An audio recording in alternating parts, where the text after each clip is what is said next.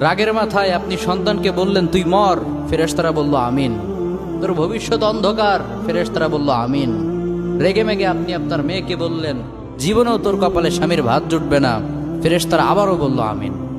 আচ্ছা, আপনি না সেই ব্যক্তি যে তার নিজের জীবনের চাইতেও সন্তানকে বেশি ভালোবাসেন? আপনি না সেই ব্যক্তি যে তার সন্তানের জন্য হাসতে হাসতে নিজের জীবনটাও দিয়ে দিতে পারেন? আপনি না সেই ব্যক্তি যে আল্লাহর কাছে নিজের চাইতেও সন্তানের জন্য বেশি দোয়া করে? তাহলে কি করে নিজের হাতে নিজের সন্তানের এত বড় ক্ষতি করতে পারলেন? Doesn't make any sense. Common sense বলতে কিচ্ছু নাই আপনাদের।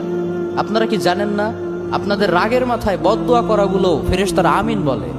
দাওয়াতুল ওয়ালিদ আলা ওয়ালাদি, বাবা মা তার সন্তানের জন্য যেই দোয়া করে সেটা ভালো হোক কিংবা বদদোয়া হোক, আল্লাহ সেটাই কবুল করে নেয়। এজন্য খবরদার, নেভার কার্স ইউর চিলড্রেন। রাগের মাথায় কখনো সন্তানকে অভিশাপ করবেন না। খুব বেশি রাগ উঠে গেলে তার জন্য উল্টা